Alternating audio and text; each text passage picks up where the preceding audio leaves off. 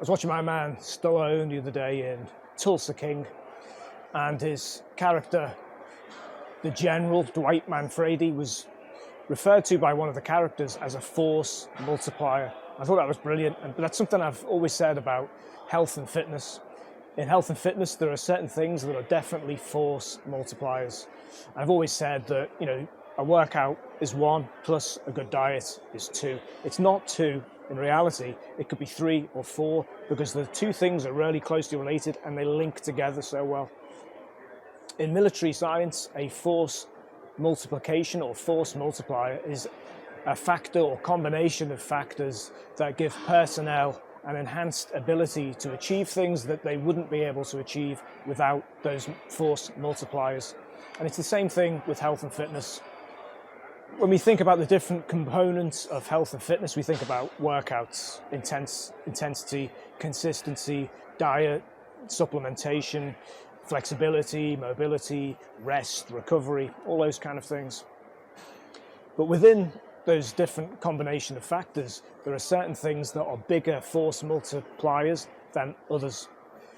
So let's have a little look and go through the different kind of things. And these are the kind of things that I think we should really be focusing on as your biggest force multipliers.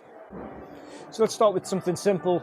We could take, for example, a workout. You could have a great, phenomenal workout problem. You look at it on paper and you think, wow, this is glorious. This is without doubt the best workout program I've ever seen. You go to the gym and your intensity absolutely stinks. You don't have any power into it, you know, kind of like focus on it. You go through the motions. So it looks good on paper, but the intensity is not there. But let's say you change things. You say, well, I've got this phenomenal routine. I'm going to be so intense that I'm going to scare people. You go into the gym, you're super intense, but your diet stinks. You know, it's a joke. You go, I'm going to eat, and you go home, rah, rah. You end up covered in flab. Yes, you got more muscle, you're a little bit stronger, but you're covered in an unhealthy layer of flab. All right, now you sort your diet out. So you've got a great workout, you've got good intensity, and you've sorted your diet out. But you train like a ferocious warrior, and then all of a sudden, because your flexibility stinks and your mobility stinks, you end up injuring something. You have to take a long layoff because you can't move, you're stuck to the couch. You end up eating Cheetos, you get overweight because you're still eating like you think you're this warrior, and you feel like a complete loser. These are all the different things that have to be taken into consideration. And I'm going to give you the top 3, what I consider the most important force multipliers to start with. So the best way to go is to focus on the 3 biggest force multipliers. And these are in order. The most important thing is commitment. You have to be committed, otherwise, great routine, whatever, it's not going to make any difference unless you get yourself to the gym. Commitment has to be there, come hell or high water. Good times, bad times, you have to be committed.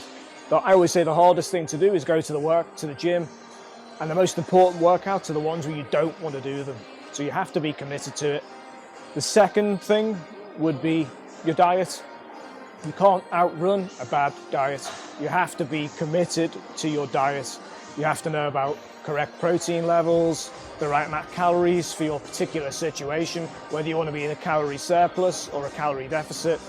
You want to be able to roughly be eating around about 1 gram per pound of lean body weight. The rest is going to be split between healthy fats and good carbohydrates.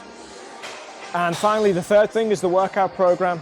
All these three things added together, even a kind of okay workout program is going to be better when you've got these other 2 things working in your favor. For most people, all we need to do to look better and feel better about ourselves is to lift things every now and again and work on your fitness. It doesn't have to be rocket science, unless you're going down the route of strength training or endurance training. As long as you're in there lifting and doing something, it will all contribute, but it's about consistency. A bad routine, on the other hand, will probably just end up breaking you. So it has to be a good routine. So once you've got all those 3 things sorted, your commitment, your diet, and your workout, you've got 3 really strong force multipliers all working together. When you get to that point, you can start adding some of the smaller things into it, these smaller but still powerful force multipliers.